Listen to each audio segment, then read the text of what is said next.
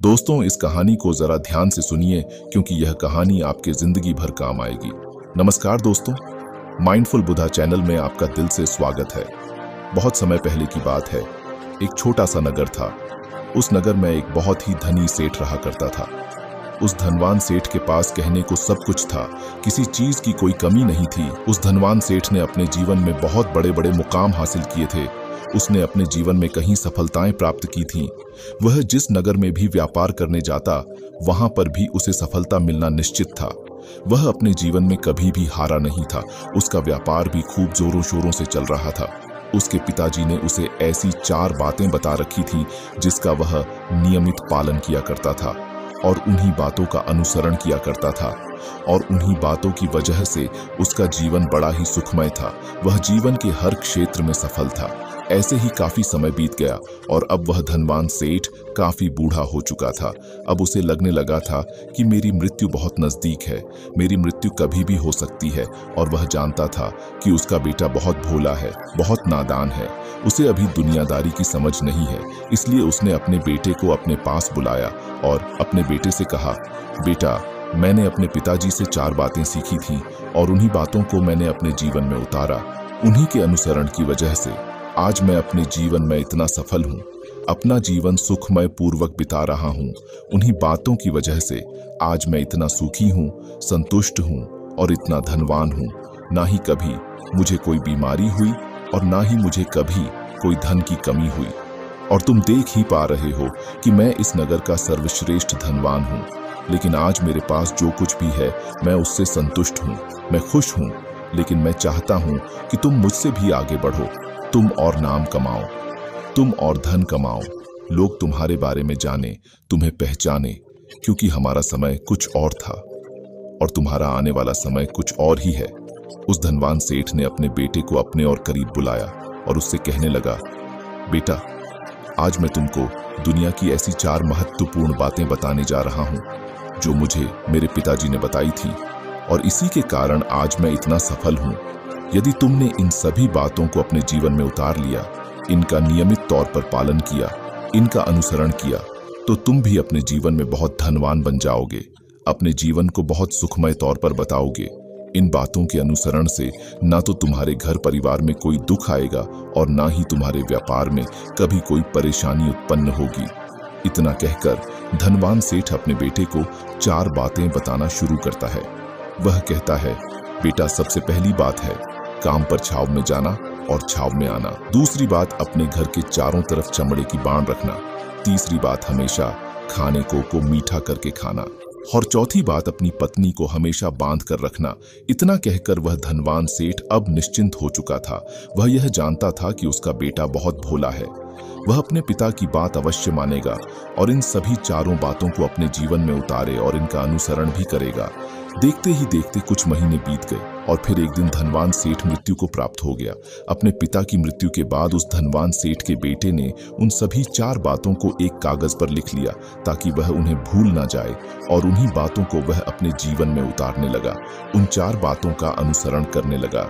सबसे पहली बात जो उसके पिता ने उससे कही थी, छाव में जाना और छाव में आना, तो उसने अपने घर से लेकर अपनी दुकान तक पूरे रास्ते पर एक टेंट लगवा दिया, क्योंकि उसके पास पैसा तो बहुत था और उसे कोई रोकने वाला भी नहीं था। जब भी कोई उससे पूछता कि आखिर तुमने ऐसा क्यों किया, तो वह उसके जवाब में बस इतना ही कहता कि मेरे पिताजी ने मुझसे ऐसा ही करने को कहा है। इसके बाद उसने अपने पिता की अगली बात का अनुसरण किया। उसने अपने घर के दोनों तरफ चमड़े की एक दीवार खड़ी करवा दी। इसे देखकर आसपास के लोग बहुत क्रोधित हो गए। वे लोग उससे झगड़ा करने पर भी उतर आए। कई लोगों ने तो यह तक कह डाला कि आखिर तुमने ऐसा क्यों किया, चमड़े की बाट तुमने क्यों खड़ी करवा दी, चमड़े से बहुत बदबू आती है और इससे हमें तकलीफ होती है, इसे आज ही निकलवा दो। लेकिन कोई उसका कुछ भी न बिगाड़ सका क्योंकि उसके पास बहुत पैसा था। इसीलिए कोई भी व्यक्ति उसका ज्यादा समय तक विरोध ना कर सका और उसने भी मन बना लिया था कि वह अपने पिता की सभी बातों को पूरे दिल से मानेगा। उसके पिता ने उसे तीसरी बात कही थी, खाने को मीठा करके खाना, जिस कारण वह अपनी पत्नी से हर रोज खाने में कुछ मीठा ही बनवाता था। कभी सेवियांज, कभी हलवा तो कभी मिठाइयाँ। हमेशा यही सब खाता रहता और उसके पिता ने उसे चौथी बात कही थी, अपनी पत्नी को हमेशा बांध कर रखना, जिस कारण वह हर रोज अपनी पत्नी को रस्सी से बांध कर रखता था। ऐसे ही कई दिन बीत गए और देखते ही देखते अब वह सेठ के बेटे का जीवन धीरे धीरे बर्बाद होने लगा था, क्योंकि उसने अपने पिता की सभी बातों का गलत मतलब निकाला था और वह उसी के अनुसार उनका पालन कर रहा था। देखते देखते उसका उतना बड़ा व्यापार अब ठप होने लगा था। उसके यहाँ पर ग्राहकों की संख्या कम होने लगी थी, क्योंकि जब उसका मन करता तब वह दुकान जाया करता और जब उसका मन करता तो वह दुकान से वापस घर लौट आता। उसका अपने पिताजी के इस कारोबार में मन नहीं लगता था। इस कारण उसके सारे ग्राहक अब उससे नाराज होने लगे थे। उसके सारे ग्राहक अब एक एक करके उस दुकान को छोड़ते चले जा रहे थे। इस तरह उसका पूरा व्यापार अब ठप हो चुका था। जिस व्यापार को खड़ा करने में उसके पिताजी ने खून पसीना एक कर दिया था, उस व्यापार को उसने कुछ ही महीनों में पूरी तरह से बर्बाद कर दिया था। अब उसका धंधा बहुत कम हो चुका था, जिस कारण वह बहुत परेशान रहता था, वह बहुत चिंतित रहता था और इसके साथ ही उसने अपने घर के चारों तरफ चमड़े की दीवार खड़ी करवाई थी। उस कारण आसपास पर बहुत गंदी बदबू फैल चुकी थी, इसलिए जो भी उसके आसपास रहते थे उन सभी ने वह घर छोड़कर कहीं और पर अपना बसेरा बसा लिया। चमड़े की बदबू के कारण अब उसके घर में भी कोई नहीं आता था। यहाँ तक कि उसके मित्र और रिश्तेदार भी उस घर में आने से कतराते थे, लेकिन अब भी उसे समझ नहीं आ रहा था कि आखिर यह सब हो क्यों रहा है। वह बहुत परेशान रहने लगा था और वह हमेशा मीठा भोजन किया करता था, जिस कारण उसका वजन बहुत ज्यादा बढ़ चुका था और इस मोटापे के कारण उसके शरीर में ना जाने कितनी सारी बीमारियों ने अपना घर बना लिया था। आए दिन उसके घर पर वेद आने लगे थे। इन्हीं कारणों से अब उसका पैसा भी इन चीजों में बर्बाद होने लगा था और अपने पिता की चौथी बात उसने मानी थी। वह थी अपनी पत्नी को बांध कर रखता, जिसकी वजह से उसकी पत्नी उससे नाराज हो गई और वह घर छोड़कर अपने मायके लौट गई। उसने अपनी पत्नी को मनाने की कोशिश की, तरह तरह के उपाय किए, लेकिन उसकी पत्नी नहीं मानी। और वैसे भी कोई भी स्त्री ऐसे मर्द के साथ क्यों रहना चाहेगी जो उसे बेवजह ही बेबात पर बांध कर रखता हो। देखते देखते अब वह सेठ के बेटे का पूरा जीवन बर्बाद हो चुका था।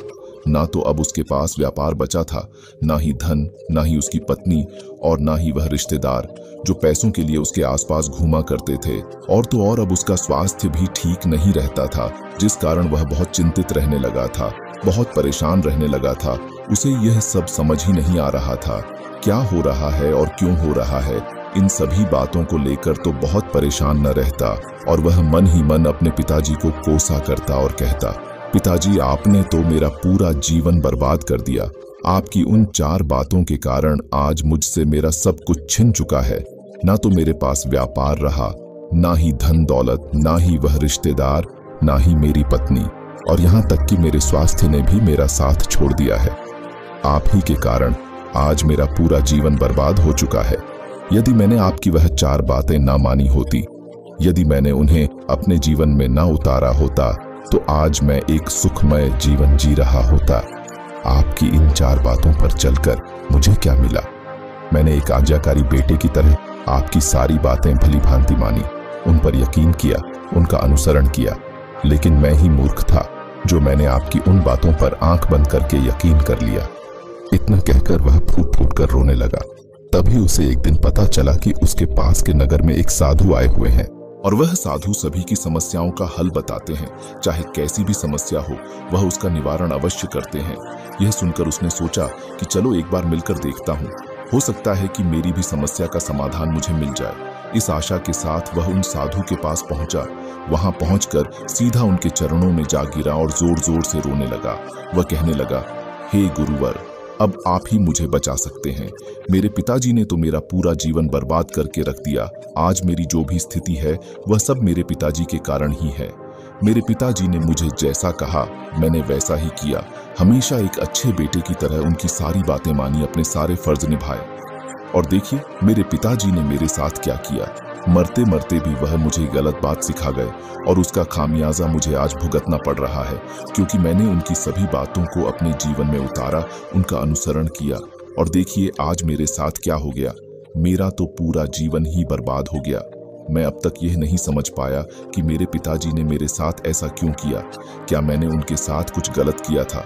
इतना कहकर वह उन साधु के सामने और भी जोर जोर से रोने लगा। तभी वह साधु महाराज उस सेठ के बेटे से कहते हैं, बेटा चुप हो जाओ, पहले मुझे अपनी सारी बात तो बताओ। आखिर तुम्हारे साथ क्या हुआ है? तुम इस तरह से क्यों रो रहे हो? तुम्हारी इस परेशानी का क्या कारण है? उन साधु के इतना कहने पर उस सेठ के बेटे ने पर्ची उन साधु के हाथ में रख दी, जो उसने अपने पिता की मृत्यु के बाद लिख रखी थी, जिसमें उसने अपने पिता की चारों बातें लिखी थी। उन साधु ने पर्ची ली और उसे पढ़ने लगे, और उन्होंने जैसे ही वह पढ़ा तो वह जोर जोर से हंसने लगे और वह उस सेठ के बेटे से कहते हैं, तुम कितने बड़े मूर्ख हो। तुम्हारे पिता ने तो तुम्हें दुनिया का सारा ज्ञान दे दिया, लेकिन तुम उसे समझ नहीं पाए, तुम उसका सही तरह से पालन नहीं कर पाए, और कहते हो कि तुम्हारे पिता ने तुम्हें गलत राह दिखाई है, तुमने गलत संदेश दिया है। तुम्हारे पिताजी तो तुम्हारी परीक्षा ले रहे थे कि तुम उनकी बातों को समझ पाते हो या नहीं, तुम उनकी बातों का सही मतलब निकाल पाते हो या नहीं। यदि वह चाहते तो इसका मतलब तुम्हें अच्छी तरह से बता सकते थे, लेकिन वह चाहते थे कि तुम इन बातों का मतलब खुद से जानो, खुद से समझो कि इन बातों का क्या अर्थ है। लेकिन अब तो ऐसा प्रतीत होता है कि मानो तुम्हारी बुद्धि बिल्कुल भ्रष्ट हो चुकी है। तुमसे बड़ा मूर्ख मैंने आज तक नहीं देखा। जिसके पास दुनिया का इतना बड़ा ज्ञान हो, वह भला इतनी बड़ी मूर्खता कैसे कर सकता है? तुम्हारे पास कोई ज्ञान नहीं है, तुमने कोई भी ज्ञान अर्जित ही नहीं किया। अगर तुम इन बातों का सही मतलब समझ चुके होते तो तुम भी अपने जीवन में अपने पिता की तरह ही सफल होते, खुश होते, और तुम्हारा जीवन सुखमय तरह से बीत रहा होता। लेकिन तुम इतने बड़े मूर्ख हो कि तुमने अपने पिता की बातों का गलत मतलब निकाल लिया। उन बातों के मतलब के बारे में तुमने सोचा तक नहीं। उन्होंने जैसा कहा तुमने वैसा करना शुरू कर दिया। यदि तुम्हें उन बातों का अर्थ नहीं पता चल रहा था तो तुम किसी ध्यानी से मिल सकते थे, तुम उससे उस बात का मतलब निकाल लेते। लेकिन जैसा तुमने अपने पिता की इन बातों को समझा है, इसका मतलब वैसा नहीं है। इस पर वह धनवान सेठ का बेटा कहता है, हे गुरुवर, आप क्या कहना चाहते हैं? क्या मैं अपने पिता की बातों को सही नहीं समझ रहा? और वैसे भी इसमें समझने लायक है क्या? उन्होंने तो सब कुछ साफ साफ ही बताया था और मैंने उन्हें अपने जीवन में उसी तरह से उतार लिया, तो फिर मैंने गलत क्या किया है? इस पर गुरुवर एक बार फिर मुस्कुराने लगे और उस सेठ के बेटे से कहते हैं, बेटा, यह जो बातें लिखी गई हैं, इन बातों के पीछे एक गहरा अर्थ है जिसे तुम समझ नहीं पाए। इसी कारणवश तुमने यह मूर्खता कर दी और इसी कारणवश तुमने अपना पूरा जीवन बर्बाद कर लिया। लेकिन अब भी कुछ नहीं बिगड़ा, अब भी तुम्हारे पास बहुत समय है। यदि तुम चाहो तो अब से मेहनत करके भी तुम अपने जीवन में एक बार फिर से वह खुशहाली व समृद्धि सब कुछ हासिल कर सकते हो। इस पर वह सेठ का बेटा कहता है, ठीक है, कृपया करके मुझे उन चारों बातों का मतलब समझाइए। आखिर उन चार बातों का क्या अर्थ है? इस पर साधु सेठ के बेटे को कहते हैं, तुम्हारे पिताजी ने तुमसे कहा था काम पर छाव में जाना और छाव में आना। इसका मतलब यह है सूर्य निकलने से पहले ही तुम दुकान पर पहुंच जाना और सूर्यास्त होने के बाद ही तुम वापस घर आना, जिससे तुम्हें दुकान पर अधिक से अधिक समय मिल पाएगा। तुम उस काम को अच्छी तरह समझ पाओगे, उस काम को अच्छी तरह से कर पाओगे, उस काम को बढ़ाने में तुम अपना दिमाग लगा पाओगे और तुम अपने काम में तरक्की कर पाओगे। लेकिन तुमने तो इसका गलत ही मतलब निकाल लिया। तुमने तो अपने घर से लेकर दुकान तक एक ऐसा टेंट लगवा दिया जिससे तुम छाव में आ सको और छाव में जा सको। अब तुम ही बताओ, क्या तुमने अपने पिताजी की इन बातों का सही मतलब समझा था? यह सुनकर वह सेठ का बेटा जोर जोर से रोने लगा और कहने लगा, हे गुरुवर, मेरी ही गलती थी। मैंने अपने पिता की इन बातों का गलत मतलब निकाला और इसी कारणवश आज मैं पूरी तरह से बर्बाद हो चुका हूँ। मैं ही सबसे बड़ा मूर्ख था।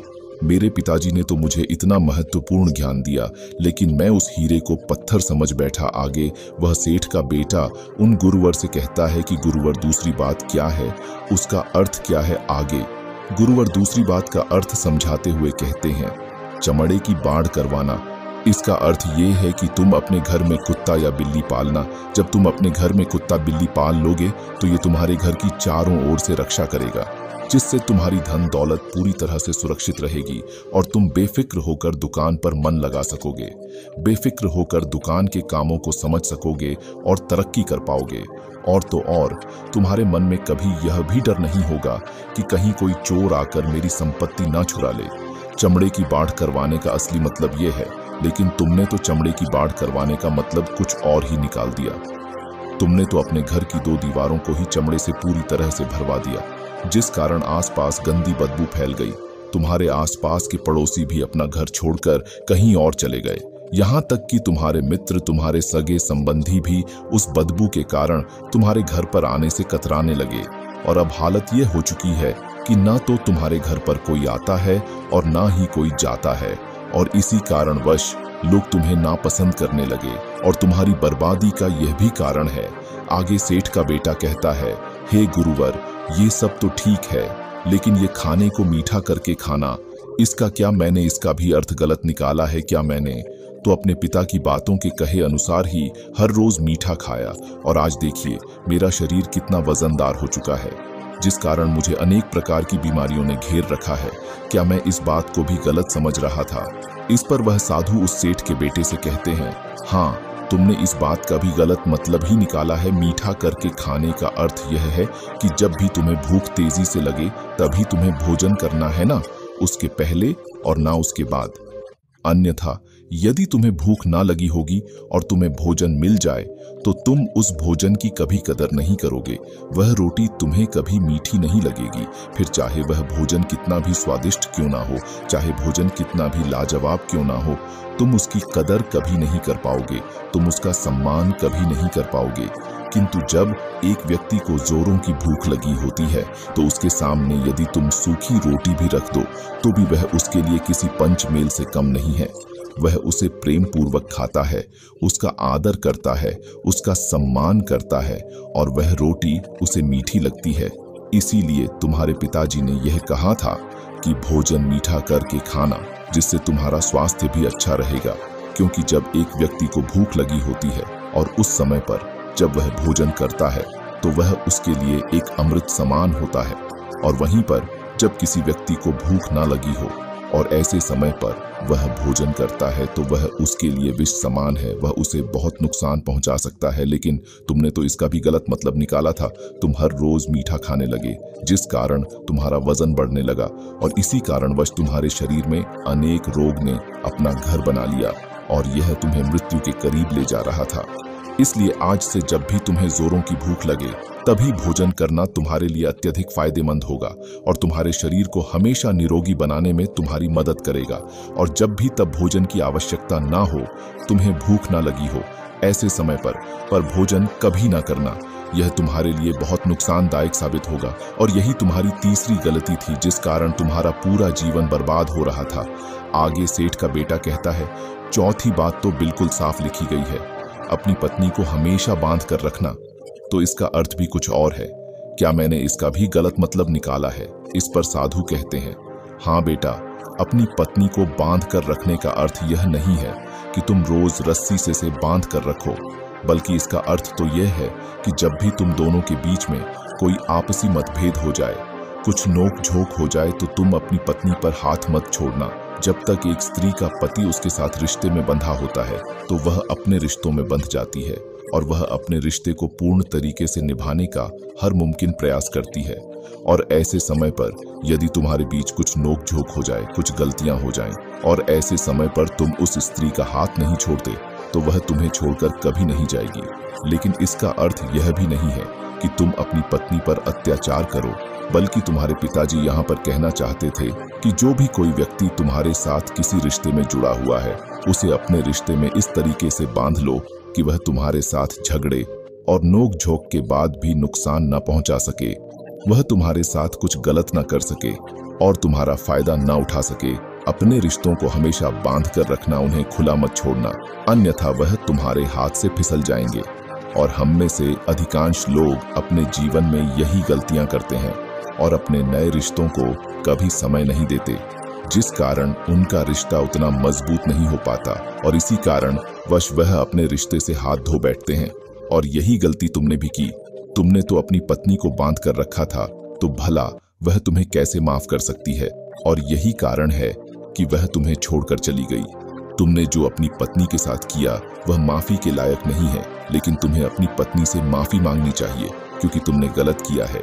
इसलिए जाओ और अपनी पत्नी से माफी मांगो, उसे वापस घर लाओ। और यही वह 4 बातें थीं जो तुम्हें तुम्हारे पिता ने समझाने का प्रयास किया था, लेकिन तुमने इन सभी बातों का गलत मतलब निकाला और इसी कारणवश तुम पूरी तरह से बर्बाद हो गए। किंतु अभी भी तुम्हारे पास बहुत समय है। यदि तुम इन सभी बातों का सही से अनुसरण करते हो तो तुम अपने जीवन में एक बार फिर से वह सब कुछ हासिल कर सकते हो जो तुमने खोया है। यह सारी बातें हमारे जीवन की पूरी परेशानियों का समाधान है। तुम किसी भी तरह से इनको देख सकते हो। यदि तुम कामयाब होना चाहते हो तो तुम्हें मेहनत करनी ही होगी। सूर्य निकलने से पहले तुम्हें अपने घर से निकलना होगा और हमेशा सूर्य के ढलने के बाद ही तुम्हें घर वापस लौटना होगा, ताकि धन दौलत को कोई तुमसे छीन ना ले। तुम्हें अपने रिश्तों को कुछ इस तरीके से बांधना होगा ताकि वह रिश्ते तुम्हें परेशान ना करें, तुम्हें तकलीफ ना पहुंचाए, तुम्हारा फायदा ना उठाए। और हमेशा एक अच्छा और स्वस्थ भोजन करना जब तुम्हें भूख लगी हो, ताकि तुम्हें जो भी सांसें मिली हैं तुम उसे खुशी खुशी जी सको। और अपने रिश्तों को हमेशा बांध कर रखना, उन्हें खुला मत छोड़ना, अन्यथा वह तुम्हारे हाथ से फिसल जाएंगे। और अपने घर में अवश्य ही कुत्ते या बिल्ली को जरूर पालना, ताकि तुम्हारा धन हमेशा सुरक्षित रहे। इन सभी बातों का अपने जीवन में अनुसरण करने के बाद तुम अपने जीवन में सब कुछ एक बार फिर पा सकते हो जो तुमने आज तक खोया है। और हो सकता है कि तुम इससे भी अधिक उन्नति कर पाओ, इससे भी अधिक समृद्धि पा सको, अपने जीवन को खुशहाल और सुखमय बना सके। इतना कहकर वह साधु शांत हो गए और सेठ का बेटा भी अपनी सभी गलतियों को समझ चुका था। उसने उन गुरु को प्रणाम किया और वापस अपने घर लौट गया। उसने उन सभी चारों बात को अपने जीवन में उतारा, उनका सही सही अनुसरण किया। उसके बाद से उसके जीवन में सकारात्मक प्रभाव दिखने लगे। वह एक बार फिर से अपने व्यापार को खड़ा करने में सफल रहा। वह एक बार फिर से अपनी पत्नी को घर लाने में सफल रहा और देखते ही देखते उसका जीवन सुखमय और आनंदमय हो गया था। तो दोस्तों, मुझे उम्मीद है कि आपको यह कहानी पसंद आई होगी और आपने इससे कुछ सीखा होगा कहानी के बारे में। अपने विचार आप हमें नीचे कमेंट बॉक्स में कमेंट करके बता सकते हैं। जाने से पहले वीडियो को लाइक करें और चैनल को सब्सक्राइब जरूर करें। तो चलिए मिलते हैं ऐसी ही कोई नई कहानी में। तब तक के लिए अपना ख्याल रखें। धन्यवाद और नमो बुद्धाय।